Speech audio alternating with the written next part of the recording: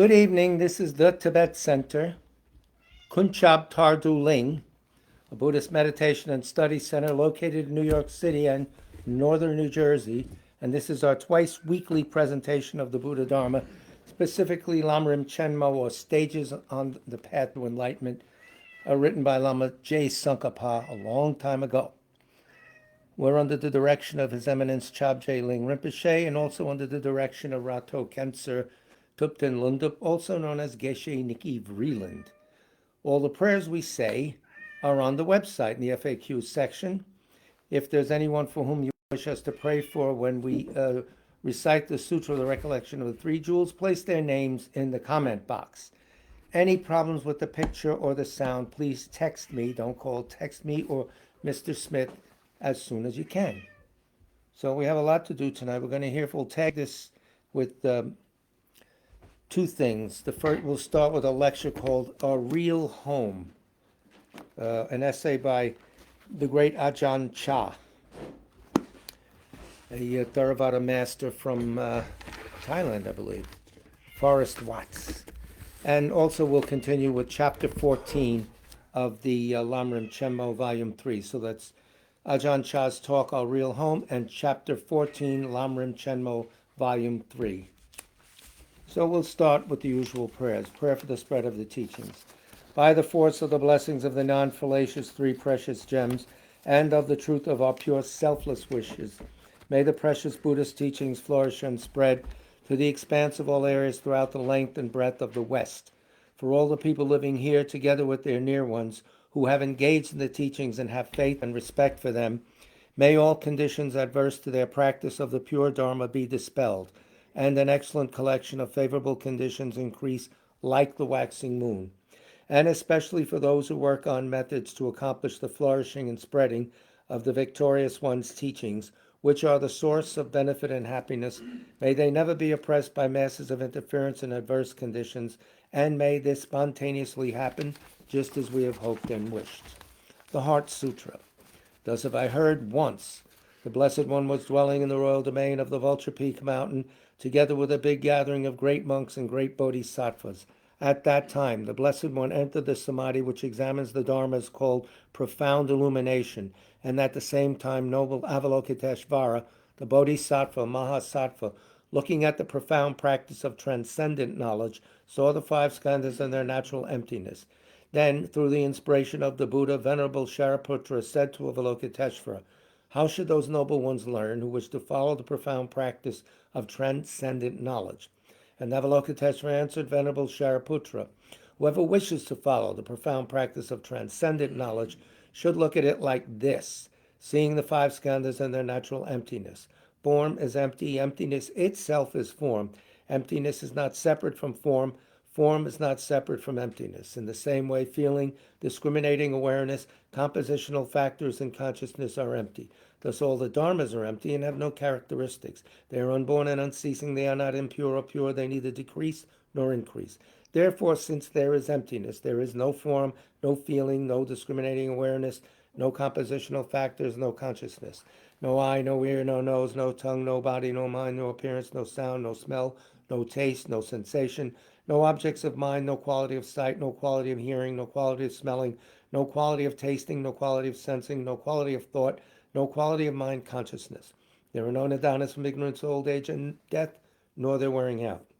There is no suffering, no cause of suffering, no ending of suffering, and no path, no wisdom, no attainment, no non-attainment. Therefore, since there is no attainment, the bodhisattvas abide by means of transcendent knowledge. And since there is no obscurity of mind, they have no fear. They transcend falsity and pass beyond the bounds of sorrow. All the Buddhas who dwell in the past, present, and future by means of transcendent knowledge fully and clearly awaken to unsurpassed, true, complete enlightenment.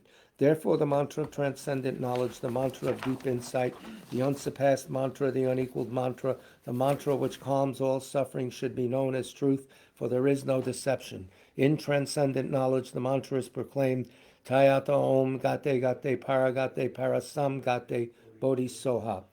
O Shariputra, this is how a bodhisattva Mahasattva should learn profound transcendent knowledge. Then the Blessed One arose from that samadhi and praised the bodhisattva Mahasattva Avalokiteshvara, saying, Good, good, O son of noble family, profound, transcendent knowledge should be practiced just as you have taught, and the Tathagatas will rejoice. When the Blessed One had said this, Shariputra and Avalokiteshvara, that whole gathering in the world with its gods, humans, asuras, and Gandharvas, their hearts full of joy, praised the words of the Blessed One. Refuge and Bodhisattva vow, which we recite 3 times. With the wish to free all beings, I shall always go for refuge to the Buddha, Dharma, and Sangha until I reach full enlightenment. Enthused by wisdom and compassion today in the Buddha's presence, I generate the mind for full awakening for the benefit of all sentient beings. As long as space remains, as long as sentient beings remain, until then may I too remain and dispel the miseries of the world. With the wish to free all beings, I shall always go for refuge to the Buddha, Dharma, and Sangha until I reach full enlightenment. Enthused by wisdom and compassion today in the Buddha's presence, I generate the mind for full awakening for the benefit of all sentient beings. As long as space remains, as long as sentient beings remain, until then may I too remain and dispel the miseries of the world. With the wish to free all beings, I shall always go for refuge to the Buddha, Dharma, and Sangha until I reach full enlightenment. Enthused by wisdom and compassion today in the Buddha's presence, I generate the mind for full awakening for the benefit of all sentient beings. As long as space remains, as long as sentient beings remain, until then may I too remain and dispel the miseries of the world. May all the pains of living creatures ripen solely upon myself, and through the might of the Bodhisattva Sangha, may all beings experience happiness. May the teachings, which are the sole medicine for suffering and the origin of every joy, be materially supported and abidant for a very long time. I prostrate to Manjagosha, through whose kindness wholesome minds ensue, and I prostrate to my spiritual masters, through whose kindness I develop. So one more prayer. Prayer for the swift return of Rato Chunla Rinpoche, written by His Holiness Dalai Lama. On the website, of course. Exalted wisdom of all victors gathered in a drop. Sole refuge manifest in the form of the one wearing saffron robes, Guru Lozang Tabuang Dorje Chang. Please bear witness here today that our prayers may be fulfilled. We beseech the great torch of doctrine, accomplishing from long ago the vast waves of aspirational prayers, Lord of speech of the Victor Lozang's teachings, spreading them to the ends of the earth by means of explanation and practice. I will, though holding the commitment, I will invite all beings to be my guests in unsurpassed great awakening, yet you have withdrawn the activities of the form body that serves the welfare of others. Is that worthy of the supreme among beings, the Bodhisattvas? Though impossible for you till cyclic existence's end to abandon your commitment to liberate all beings, we beseech the new son of Nirmanakaya to swiftly return from the realm of Dharmakaya, brought forth by bodhicitta drawn by 7 steeds. Having reached the far limits of scholarship, religious life, and goodness, please come swiftly as an unrivaled supreme emanation, full holder of the sage's teachings and wish-fulfilling jewel, return as the glory of Lozang Tenpei. Magnificent truth of the 3 precious jewels, Mahakala Karma Yaman Srimata Devi, and the ocean of Dharma protectors, may you spontaneously fulfill our wish, the swift blossoming of the reincarnation's fresh moonlight face. So we have an unusual presentation tonight to start with the great Ajahn Chah. Here's his picture right here. He's gone now, passed away. He's in another life. He's here somewhere, but we don't know where. Some people do. Anyway, it's a series of talks that he's given, collected teachings. This book is of Ajahn Chah, Food for the Heart, it's called. Book came out around 2000, 2001, something like that.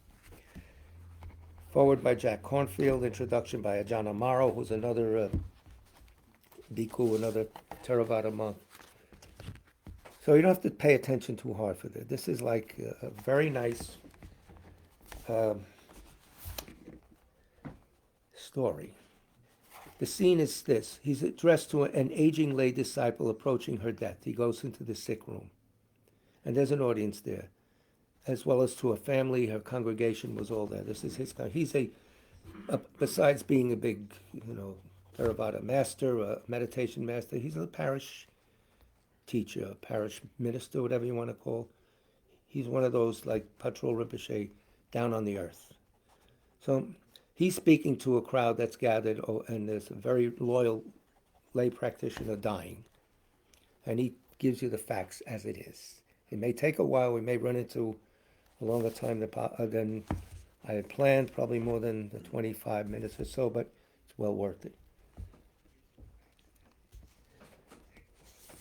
Okay, Achanja. And this is on page, by the way, 223, chapter of this book, if you feel like getting it. It's well worth it. Food for the heart, bunch of little essays, 8, 9 pages long. Here he is. Resolve now to listen respectfully to the Dhamma, or Dharma. He says Dhamma, we say God doesn't. While I am speaking, be as attentive to my words as if it were the Lord Buddha himself sitting before you. Close your eyes and make yourself comfortable. So do that. Go to sleep. No, make yourself comfortable, composing your mind and making it one-pointed as best as you can. Humbly allow the triple gem of wisdom, truth, and purity to abide in your heart as a way of showing respect to the fully enlightened one. Open up, all right? Okay. Today, he continues, I have brought nothing of material substance to offer to you, only the Dharma, the teaching of the Lord Buddha. You should understand that even the Buddha himself, with his great store of accumulated virtue, could not avoid physical death. When he reached old age, he seated his body and let go of the heavy burden. Now, you too must learn to be satisfied with the many years you depended on your body. You should feel that it's enough. So it's advice to the dying and also to us. Think of household utensils that you've had for a long time, cups, saucers, plates. When you first got them, they were clean and shining.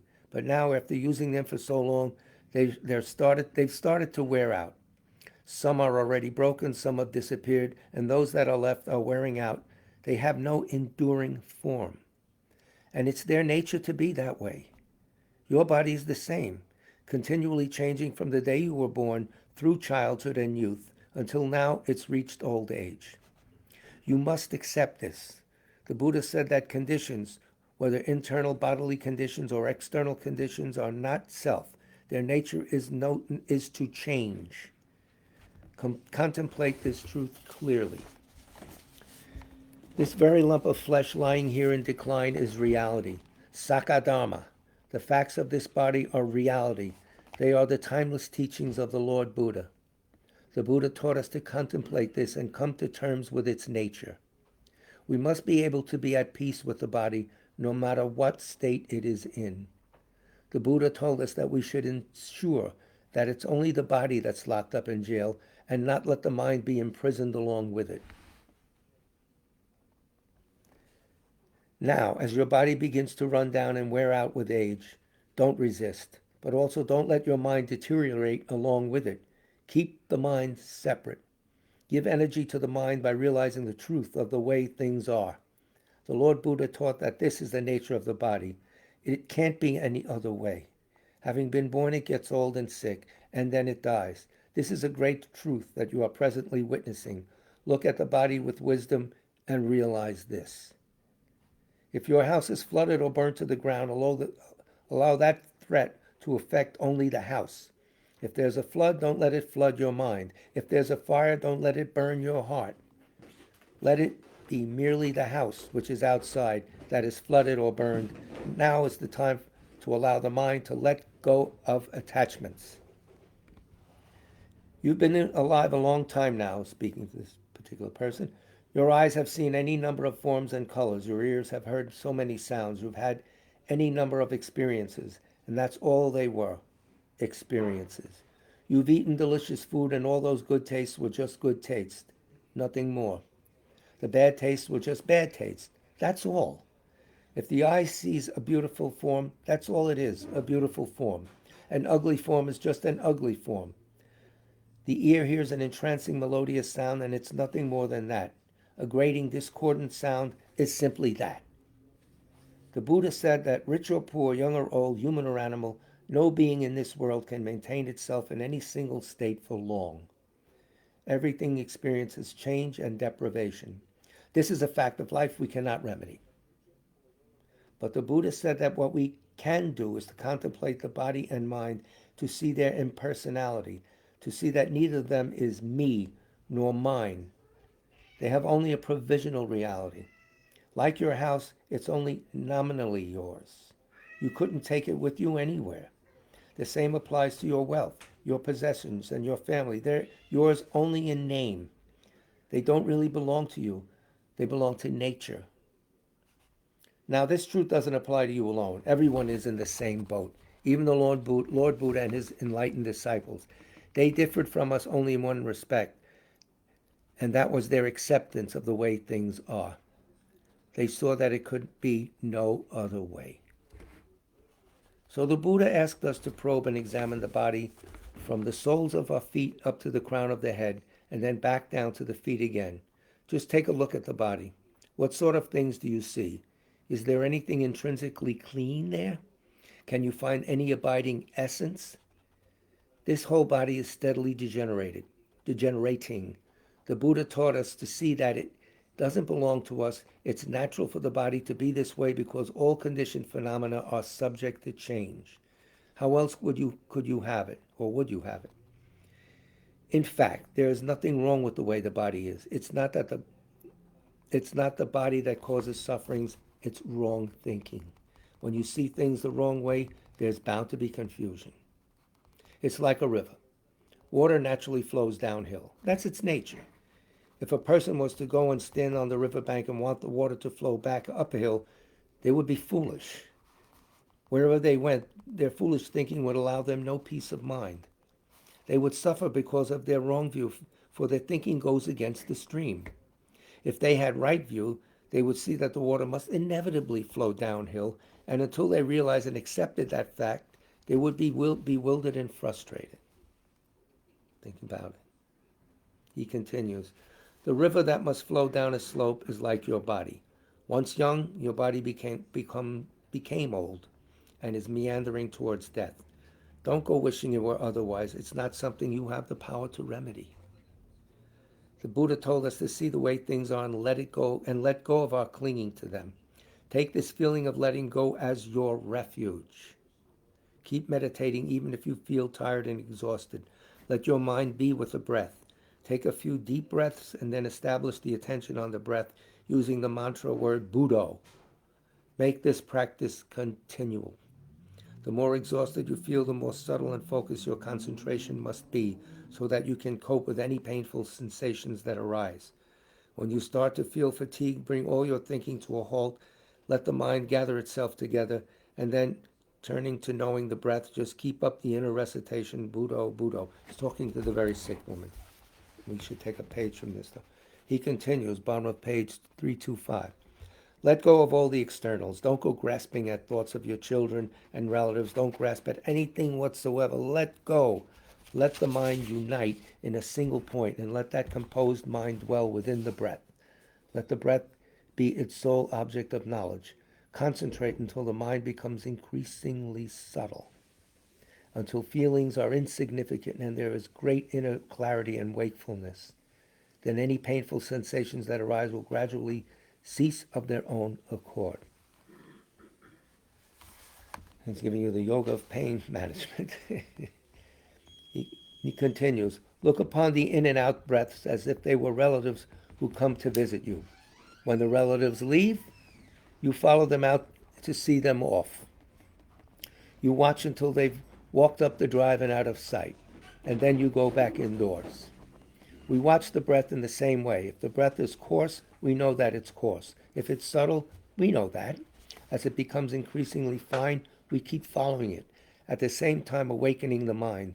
Eventually the breath disappears altogether, and all that remains is that feeling of alertness. This is called meeting the Buddha. We have that clear, wakeful awareness called Buddho, the one who knows, the awakened one, the radiant one. Sounds like the Mahamudra. Awareness, not the object. Now, the awareness of the... Very interesting. This is called meeting. We have that clear, wakeful awareness called Buddha, the one who knows, the awakened one, the radiant one, Buddha within. This is meeting and dwelling with the Buddha, with knowledge and clarity. It was only the historical Buddha who passed away. The true Buddha, the Buddha that is clear, radiant, knowing, can still be experienced and attained today. And if we do attain it, the heart is unified.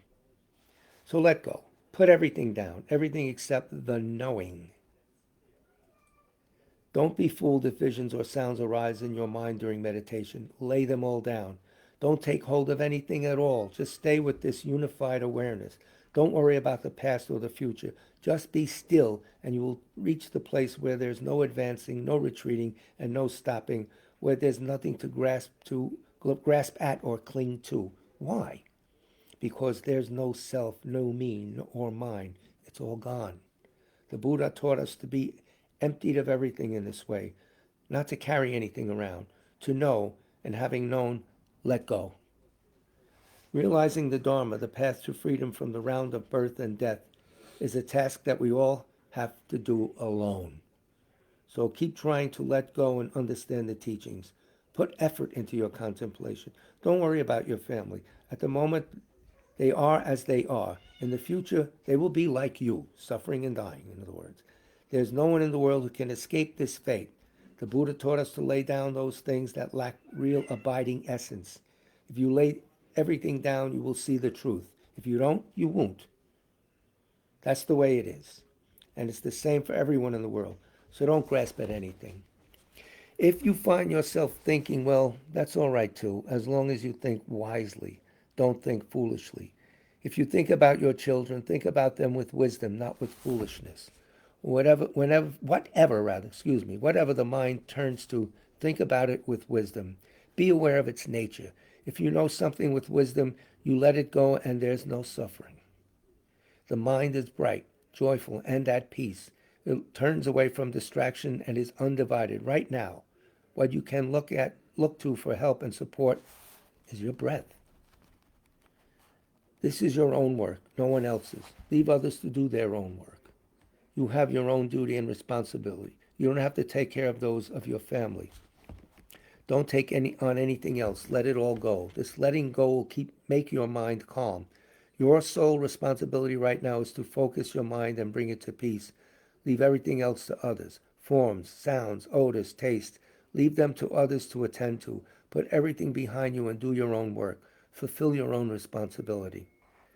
Whatever arises in your mind, be it fear or pain, fear of death, anxiety about others, or whatever, say to it, don't disturb me. You're no longer any concern of mine. Just keep saying this to yourself when you see those dhammas arise.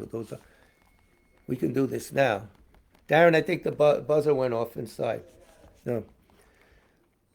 He continues, middle page 327. What does the word Dharma refer to? Everything is Dharma. There is nothing that is not a Dharma or a Dhamma, he says. And what about the world? The world is the very mental state that is agitating you at the present moment. What are these others going to do? When I'm gone, who will look after them? How will they manage? This is all the sick person's thinking. This is all just, quote, the world. Even the mere rising of a thought, the fear of death or pain is the world. Throw the world away. The world is the way it is. If you allow it to dominate consciousness, your mind becomes obscured and can't see itself. So whatever appears in the mind, just say, this isn't my business. It's impermanent, unsatisfactory, and not self. Good advice for us. Not right now. Don't mind wait till we get sick. He continues, bottom paragraph 327. Thinking you'd like to go on living for a long time will make you suffer. But thinking you'd like to die soon or right away isn't right either. It's suffering, isn't it? Conditions don't belong to us. They follow their own natural laws. You can't do anything about the way the body is. You can beautify it a little, make it look attractive and fresh for a while. Like the young girls who paint their lips and let their nails grow long. But when old age arrives, everybody's in the same boat. That's the way the body is. You can't make it any other way. But what you can improve and beautify is the mind. Anyone can build a house of wood and bricks, but that sort of a home, the Buddha taught, is not our real home, is the theme of the title.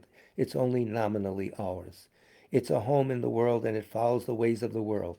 Our home is inner peace. An external material home may well be pretty, but it is not very peaceful. There's this to worry about, then that. So we say it's not our real home, it's external to us. Sooner or later, we have to give it up. It's not a place we can live in permanently because it doesn't truly belong to us. It belongs to the world. Our body is the same. We take it to be a self, to be me or mine, but in fact it's not really so at all. It's another worldly home. Your body has followed its natural course from birth and now it's old and sick. You can't forbid it from doing that. That's the way it is. Wanting it to be any different be as foolish as wanting a duck to be like a chicken. When you see that that's impossible, that a duck must be a duck and a chicken must be a chicken, and that bodies have to get old and die, you will find courage and energy. However much you want the body to go on lasting, it won't do that. The Buddha said, and now he chants in Pali, Anika Vajrasanikara Upadavaya Damino Upachitiva Nirojiniti Tesam Vipassamo Sukho. That means what? Impermanent are all conditioned things. Sounds familiar? Of the nature to arise and pass away. Having been born, they all must cease. The calming of conditions is true happiness. This is a chant, by the way, that the Theravada monks do at funerals, etc. That's a standard chant. It's probably recorded somewhere. The way I pronounced it, forget it. But I just did it to get the imprint in everyone's mind. The word sankhara, anikavara sankhara, the word sankhara refers to this body and mind. Sankharas are impermanent and unstable. Having come into beings, they disappear. Having arisen, they pass away. And yet everyone wants them to be permanent. This is foolishness. Look at the breath. Having come in, it goes out. That's its nature. That's how it has to be. The inhalations and exhalations have to alternate. There must be change. Conditions exist through change. You cannot prevent it. Just think, could you exhale without inhaling? Would it feel good? Or could you just inhale? We want things to be permanent, but they can't be. It's impossible. Once the breath has come in, it must go out. When it's out, it comes back in again. Duh. Okay? And that's natural, isn't it? Having been born, we get old and die. And that's totally natural and normal. It's because conditions have done their job, because the in-breaths and out-breaths have alternated in this way that the human race is still here today. As soon as we are born, we are dead. Our birth and our death are just one thing. It's like a tree. When there's a root, there must be branches. When there are branches, there must be a root. You can't have one without the other. It's a little funny to see how at death people are so grief-stricken and distracted, and at birth, how happy and delighted. It's delusion. Nobody has ever looked at this clearly. I think that if you really want to cry, it will be better to do so when someone's born. Birth is death, death is birth, the branch is the root is the branch. If you must cry, cry at the root, cry at the birth. Look closely. If there were no birth, there would be no death. Can you understand this? Don't worry about things too much. Just think, this is the way things are. This is your work, your duty. Right now, nobody can help you. There's nothing that your family possessions can do for you. All that can help you now is clear awareness. Very interesting. So don't waver, let go, throw it all away. Even if you don't let go, everything is starting to leave you anyway. Can you see that? How all the different parts of your body are trying to slip away? Take your hair. When you were young, it was thick and black. Now it's falling out. It's leaving. Your eyes used to be good and strong, but now they're weak. Your sight is unclear. When your organs have had enough, they leave, for this isn't their home. When you were a child, your teeth were healthy and firm. Now they're wobbly, or you've got false ones. Your eyes, ears, nose, tongue, everything is trying to leave because this isn't their home. You can't make a permanent home in conditions. You can only stay for a short time, and then you have to go. It's like a tenant watching over his tiny little house with failing eyes. His teeth aren't so good, his eyes aren't so good, his body's not so healthy. Everything is leaving. So you needn't worry about anything because this isn't your real home. It's only a temporary shelter. Having come into the world, you should contemplate its nature. Everything is preparing to disappear. Look at your body. Is there anything that's still in its original form? Is your skin as it used to be? Is your hair? They aren't the same, are they? Where has everything gone? This is nature, the way things are. When their time is up, conditions go their way. In this world, there is nothing to rely on. It's an endless round of disturbance and trouble, pleasure and pain. There is no peace. I'm going to go over the time because this would break the mood. It's very important for us. When we have no real home, we're like an aimless travelers out on the road, going here and there, stopping for a while and then setting off again. Until we return to our real homes, we feel uneasy, just like a villager who's left their village. Only when they get home can they really relax and be at peace. He's speaking. Think about that. That's very important. Our real home is the deep awareness. Nowhere in the world is there any real peace to be found. The poor have no peace and neither do the rich. Adults have no peace and neither do children. There's no peace anywhere. That's the nature of the world. Those who have few possessions suffer, and those who have many also suffer. Children, adults, the aged, everyone suffers. The suffering of being old, the suffering of being young, the suffering of being wealthy, and the sufferings of being poor. All is nothing but suffering. When you've contemplated things in this way, you'll see anicca, impermanence, the dukkha, and dukkha, unsatisfactoriness. Why are things impermanent and unsatisfactory? Because they are anatta, not self. Both your body that is lying sick and in pain and the mind that is aware of sickness and pain are called dharma. That which is formless, the thoughts, feelings, perceptions, is called nama dharma. That which is racked with aches and pains is called rupa dharma, form and non-form. The material is dharma and the immaterial is dharma. So we live with dharma. In dhammas, we are dhammas. In truth, there is no self to be found there. There are only dhammas continually arising and passing away. Every single moment we're undergoing birth and death. That's the way things are. And I remember Geshe Namdak saying, we really are a process. We're not a solid thing. It's just a process. Watch it. Very interesting. Ajahn Chah continues. When we think of the Lord Buddha, how truly he spoke, we feel how worthy he is of reverence and respect. Whenever we see the truth of something, we see his teachings, even if we've never actually practiced the Dharma. But even if we have a knowledge of the teachings and have studied and practiced them, as long as we still haven't seen the truth, we are still homeless. So understand this point. All people, all creatures are preparing to leave. When beings have lived an appropriate time, they must go on their way. Rich, poor, young, and old must all experience this change. When you realize that's the way the world is, you'll feel that it's a wearisome place. When you see that there's nothing real or substantial you can rely on, you'll feel weary and disenchanted. Being disenchanted doesn't mean you are averse. The mind is clear. It sees that there's nothing to be done to remedy this state of affairs. It's just the way the world is. Knowing that in this way you can let go of attachment, letting go with a mind that is neither happy nor sad, but at peace with conditions through seeing their changing nature with wisdom. Anicca vata sankhara, all conditions are impermanent. Impermanence is the Buddha. If we rely on an impermanent condition, we see that if we truly see an impermanent condition, we see that it's permanent in the sense that its subjection to change is unchanging.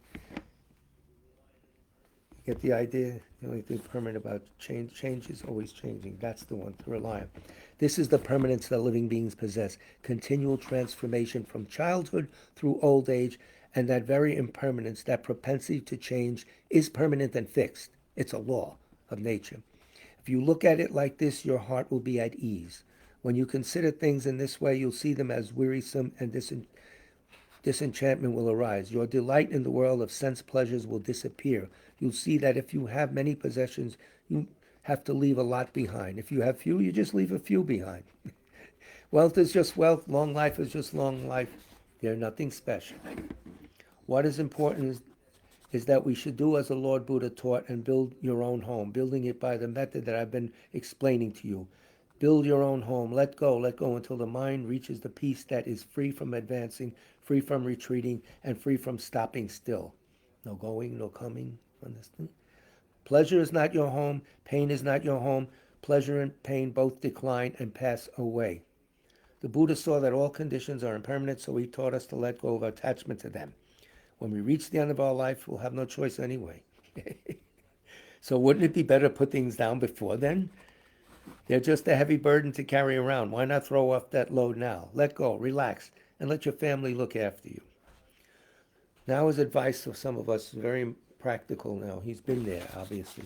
We have to take care of older people, sick people, etc. It can be very tough. You have to understand the reality. And here's his pep talk on them. Those who nurse the sick grow in goodness and virtue. The patient who is giving others that opportunity shouldn't make things difficult for them. If there's a pain or some problem or other, let them know and keep the mind in a wholesome state. One who is nursing parents should fill his or her mind with warmth and kindness and not get caught up in aversion. This is the one time you can repay your debt to others. From birth throughout childhood and until you grew up, you've been dependent on your parents.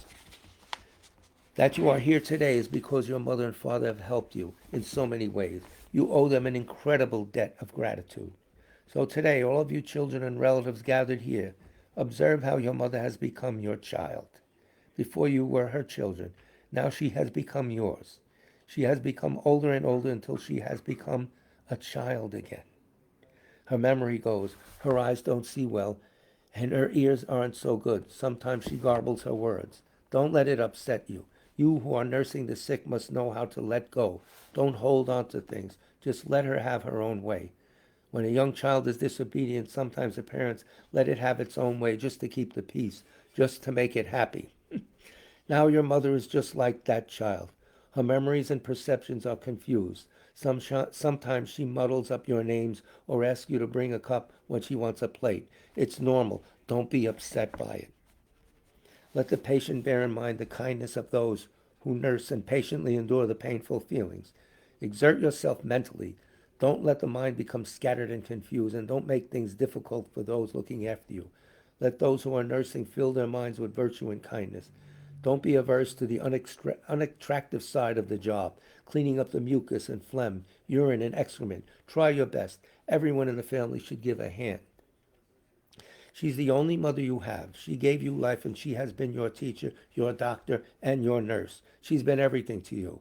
That she has brought you up, shared her wealth with you, and made you her heir is the great goodness of parents. That is why the Buddha taught the virtue of katanu, knowing our depth of gratitude, and katavedi, trying to repay it. These two dhammas are complementary. If our parents are in need, unwell, or in difficulty, then we do our best to help them. This is katanu katavedi, the virtue that sustains the world. It prevents families from breaking up and makes them stable and harmonious. Today I brought you the gift of Dharma in this time of illness. I have no material things to offer you. There seem to be plenty of those in this house already.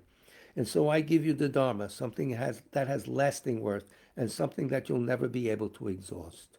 Having received it, you can pass it on to as many others as you like, and it will never be depleted. That's the nature of truth. I am happy to have been able to give you this gift of Dharma and hope it will give you the strength to deal with your pain. Great human being. Great advice. So simple. You don't have to be a great scholar to understand this. And it goes deep.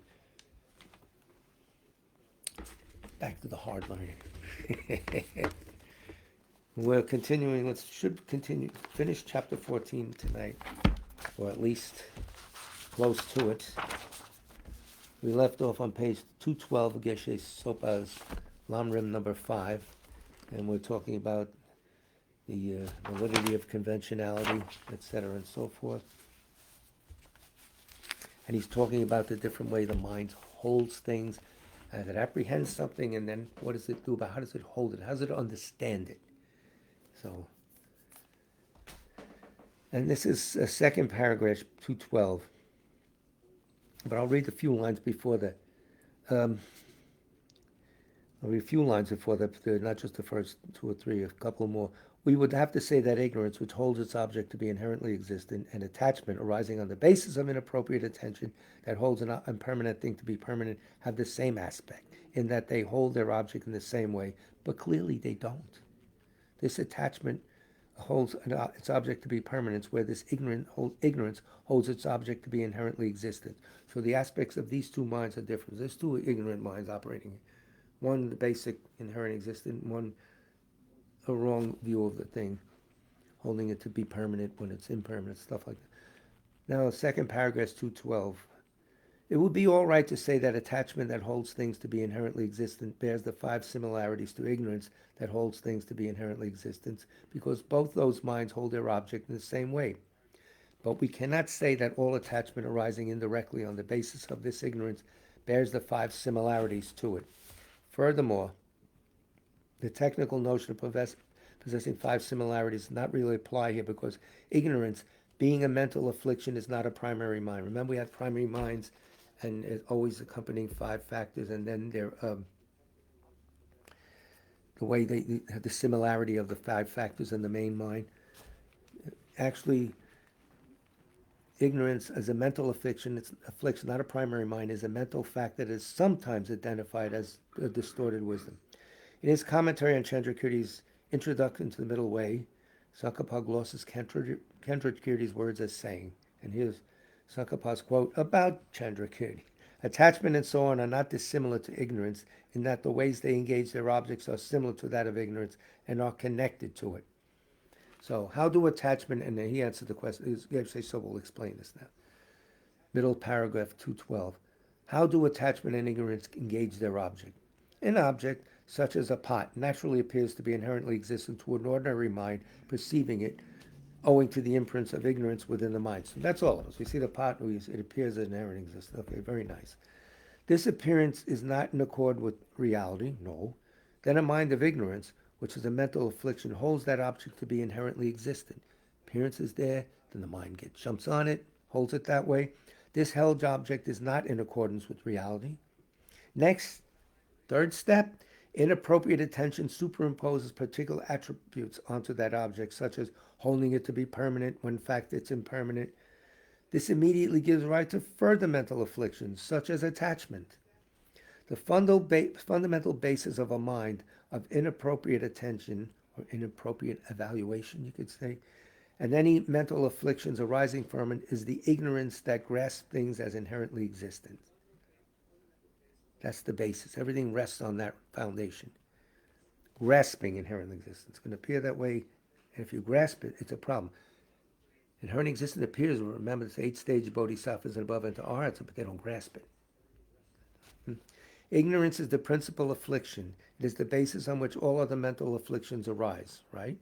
Other mental afflictions, such as attachment, are dominated by ignorance, so they engage their appearing objects in a way similar to ignorance. This is like saying, for example, that when 2 people travel to San Francisco by bus, they are traveling in the same way. But if one of them flies, they are not. Take that as you will. So the words "not differently" in Chandrakirti's passage above do not refer to bearing 5 similarities in the technical sense described earlier. We don't have to worry about that. Attachment does not necessarily have the same aspect as ignorance because these minds engage their held objects in different ways, how they understand them. Here is inherently existence, but attachment doesn't have the same aspect as ignorance because they hold their objects differently. They evaluate them differently.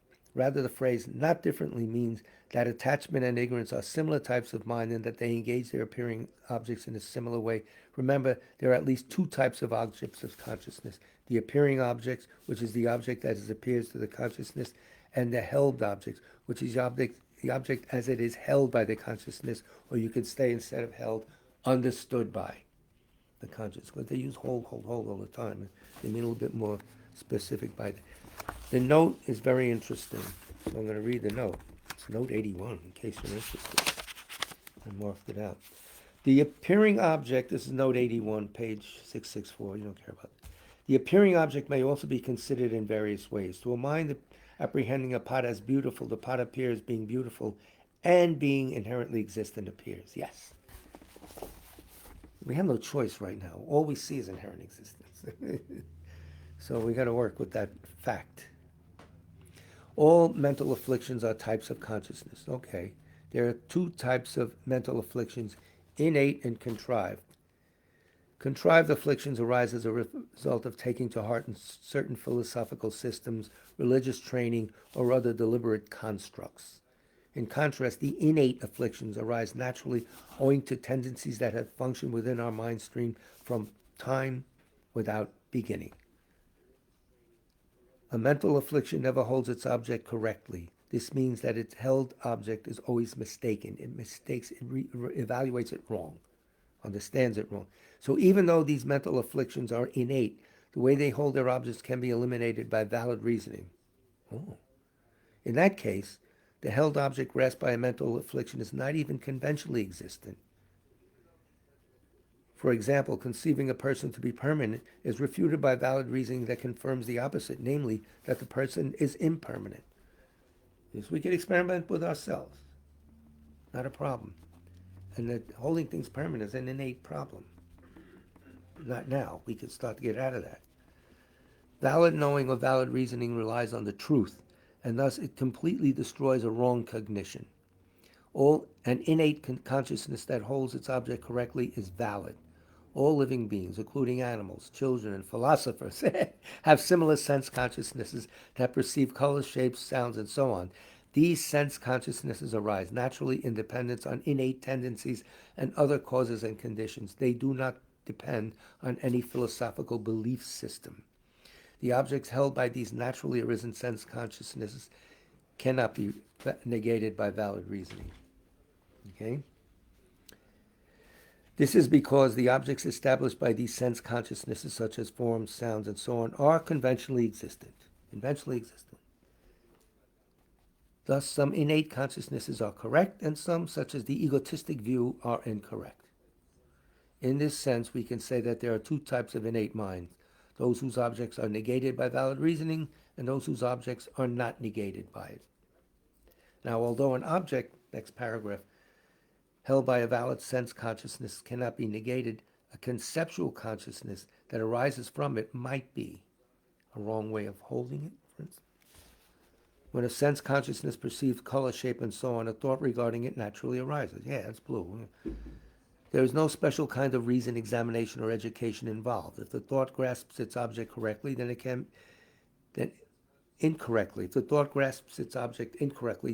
be negated. You see it as green. No, it's blue. Okay. Got it?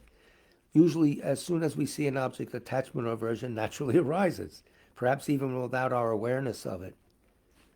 This is why innate afflictions, such as attachment and hatred, are so difficult to remove. In order to totally remove the innate afflictions, we must eliminate ignorance, because these afflictions depend on and are influenced by ignorance. Ignorance cannot be removed without engaging in ultimate analysis. So that's the reason we write these long. They wrote these long books. You have to do ultimate analysis to get rid of the base of all the problem, the innate ignorance. Tsong-kha-pa gives us some advice here. He says that talking about chapter 14. He says that the Prasangika tradition of the great masters Buddhapala and Chandrakirti, in that system, it is very difficult to understand how to establish conventional things, because a thing existence by way of its own nature is negated even conventionally. So this is the problem, which we go on and on about all the time here. It often happens that when people try to negate things as inherently existent, they conclude that they are totally not existent. And when they try to establish things as existent, they conclude that they are inherently existent. It's hard, once you see that things lack inherent existence, to validate conventional reality that we see all the time. On and on they go about this. Most people think that if things do not inherently exist, then they don't exist at all. According to them, if something exists and is properly established, well, then it must be inherently existent. The Prasangika system makes a distinction here. Things do not exist inherently, but they do exist. Things do not exist from their own side or by their own nature, but they do exist merely based on thought and language. They exist only conventionally, relatively, dependently, nominally, imputedly, on and on into the night. That's it. Although it is extremely difficult to understand this, we will have no certainty regarding our practice if we do not know how to establish conventional things properly. Without a clear understanding of the wisdom side, the practical method side will be unstable. All the other things we do, charity, ethics, and so on, doubt in the mind there, because we haven't established the wisdom side solidly, at least on a conceptual level. That's all. So it is of utmost importance not to lose the practice side. This includes ethical discipline, taking refuge, developing love and compassion, and so forth. It is difficult to develop a definite understanding of these teachings and practices if we incorrectly view things to be inherently existent. We will not be able to establish cause and effect properly. Therefore, the correct view is the most essential thing, because without it, we will lose the practice side. And without the practice side, you won't have the merit rather to start to understand the inside side. So they were complementary. There's one more paragraph left. We'll leave it there. That'll be a good introduction to the next class, where we will leave chapter 14 at the dock and sail away towards chapter 15. Don't get seasick. For whom will we pray? Eric Menlo's brother, Carl Menlo. Okay. Steve Burns. Carl passed away. May he meet with a qualified Lama. That's very nice. Aradna saying hello to the cat. She visited him yesterday. Okay, very nice. And whoever else she was to pray. So many deaths all over the world. Both sides over there in Ukraine. Soldiers on both sides. Pray for both of them. There is no victory. As we know, those of us who study, who just heard Achan Shah. What are they fighting about? What a tragedy. Anyway, I prostrate to the Omniscient One. Thus the Buddha, Bhagavad Tathagata, Arahat Samyak Sang Buddha, the learned and virtuous one, the Sugata, the knower of the world, the charioteer and tamer of beings, the unsurpassable one, the teacher of devas and humans, is the Buddha Bhagavat. The Tathagata is in accord with all merit. He does not waste the roots of virtue. He is completely ornamented with all patience. He is the basis of the treasures of merit. He is adorned with the minor marks. He blossoms with the flowers of the major marks. His activity is timely and appropriate. Seeing him, he is without disharmony. He brings true joy to those who long with faith. His knowledge cannot be overpowered. His strength cannot be challenged. He is the teacher of all sentient beings. He is the father of bodhisattvas. He is the king of noble ones. He is the guide of those who journey to the city of nirvana. He possesses immeasurable wisdom.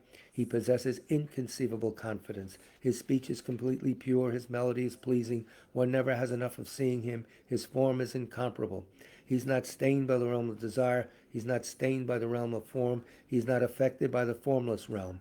He is completely liberated from suffering. He is completely and utterly liberated from the skandhas. He is not possessed with dhatus. His ayatanas are controlled. He has completely cut the knots. He is completely liberated from extreme torment. He is liberated from craving. He has crossed over the river.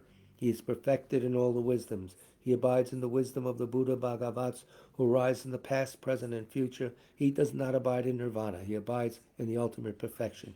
He dwells on the bhumi, where he sees all sentient beings. All these are the perfect virtues of the greatness of the Buddha Bhagavat. The Holy Dharma is good at the beginning, good in the middle, and good at the end. Its meaning is excellent. Its words are excellent. It is uncorrupted. It is completely perfect and completely pure. It completely purifies. The Bhagavat teaches the Dharma well. It brings complete vision. It is free from sickness. It is always timely. It directs one further. Seeing it fulfills one's purpose. It brings discriminating insight for the wise. The Dharma, which is taught by the Bhagavat, is revealed properly in the Vinaya. It is renunciation. It causes one to arrive at perfect enlightenment. It is without contradiction. It is pithy. It is trustworthy, and puts an end to the journey. As for the Sangha of the great Yana, they enter completely, they enter insightfully, they enter straightforwardly, they enter harmoniously. They are worthy of veneration with joined palms. They are worthy of receiving prostration. They are a field of glorious merit. They are completely capable of receiving all gifts. They are an object of generosity. They are a great object of complete generosity. The protector who possesses great kindness, the omniscient teacher, the basis of oceans of merit and virtue, I prostrate to the Tathagata. Pure, the cause of freedom from passion, virtuous, liberating from the lower realms. This alone is the supreme ultimate truth. I prostrate to the Dharma, which is peace. Having been liberated, they show the path to liberation. They are fully dedicated to the disciplines. They are a holy field of merit and possess virtue. I prostrate to the Sangha. I prostrate to the Buddha, the leader. I prostrate to the Dharma, the protector. I prostrate to the Sangha, the community. I prostrate respectfully and always to these three. The Buddha's virtues are inconceivable. The Dharma's virtues are inconceivable. The Sangha's virtues are inconceivable.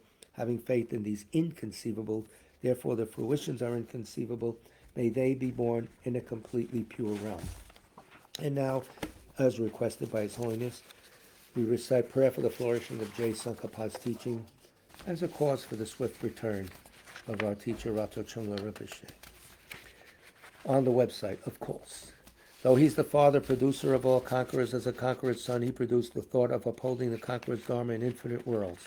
Through this truth, may the conqueror Losang's teachings flourish. When of yore, in the presence of Buddha Indraketu, he made his vow, the conqueror and his offspring praised his powerful courage. Through this truth, may the conqueror Losang's teachings flourish. That the lineage of pure view and conduct might spread, he offered a white crystal rosary to the sage, who gave him a conch and prophesied. Through this truth, may the conqueror Losang's teachings flourish. His pure view free of eternity or destruction. His pure meditation cleansed of dark fading and fog. His pure conduct practiced according to the conqueror's orders. May the conqueror Losang's teachings flourish. Learned since he extensively sought out learning, reverent, rightly applying it to himself. Good, dedicating all for beings in the doctrine. May the conqueror Losang's teachings flourish. Through being sure that all scriptures, definitive and interpretive, were without contradiction, advice for one person's practice, he stopped all misconduct. May the conqueror Losang's teachings flourish. Listening to explanation of the three Pitakas, realized teachings, practice of the three trainings, his skilled and accomplished life story is amazing. May the conqueror Losang's teachings flourish.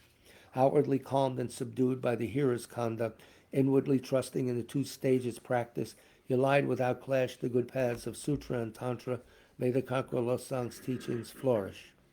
Combining voidness explained as the causal vehicle, with great bliss achieved by method, the effect vehicle. Heart essence of 80,000 Dharma bundles, may the conqueror Losang's teachings flourish. By the power of the ocean of oath-bound doctrine protectors, like the main guardians of the three beings' paths, the quick-acting Lord, Vaishravana, Karma-yama, may the conqueror Losang's teachings flourish. In short, by the lasting and glorious Guru's lives, by the earth being full of good, learned, reverent holders of the teaching, and by the increase of power of its patrons, may the conqueror Losang's teachings flourish. And now we have, if I can quench my breath and thirst at the same time, 8 verses on training the mind, also on the website. With the determination to accomplish the highest welfare of all sentient beings, who surpass even a wish-granting jewel, I will learn to hold them supremely dear. Whenever I associate with others, I will learn to think of myself as the lowest amongst all, and respectfully hold others to be supreme from the very depths of my heart. In all actions, I will learn to search into my mind, and as soon as a disturbing emotion arises, endangering myself and others, I will firmly face and avert it. I will learn to cherish ill-natured beings, and those oppressed by strong misdeeds and sufferings, as if I had found a precious treasure difficult to find. When others out of jealousy treat me badly with abuse, slander, and so on, I will learn to take all loss and offer the victory to them. When the one whom I benefited with great hope unreasonably hurts me very badly, I will learn to view that person as an excellent spiritual guide. In short, I will learn to offer to everyone without exception all help and happiness directly and indirectly, and respectfully take upon myself all harm and suffering of my mothers. I will learn to keep all these practices undefiled by the stains of the 8 worldly concerns, and by understanding all phenomena as like illusions, be released from the bondage of attachment. So our next presentation will be Saturday afternoon, the 20th, at 1 o'clock, the White Terrace Sedano, which we do live here at the Parsonage in South Orange, New Jersey. Check our website for directions and how to get here, etc. Everyone is welcome. Welcome. Refreshments are served, the highlight of the day. And we also will have at 3 o'clock, very important, a half hour of silence. You can read, you can recite, but silent, no chit-chatting, and then you could resume the normal shenanigans, the normal insanity, or whatever you want to call it. The next Dharma class will be 7 o'clock on Monday night, the 22nd. Next Wednesday night, the 24th, will be the anniversary, 1-year anniversary of the passing of Rato Chungla Rinpoche. Rato Monastery will be doing a special ceremony. We hope to get it videotaped and put on our website. It'll probably mostly be in Tibetan. I don't see the narration in English, maybe, I don't know. But we will have a program on Wednesday night devoted to Rato Chungla, probably reading from his books. I checked with Nikki. So, and that's the situation. Thank you for your patient listening. It's been a little tough, but it's well worth it. Big love to all of you. Stay safe.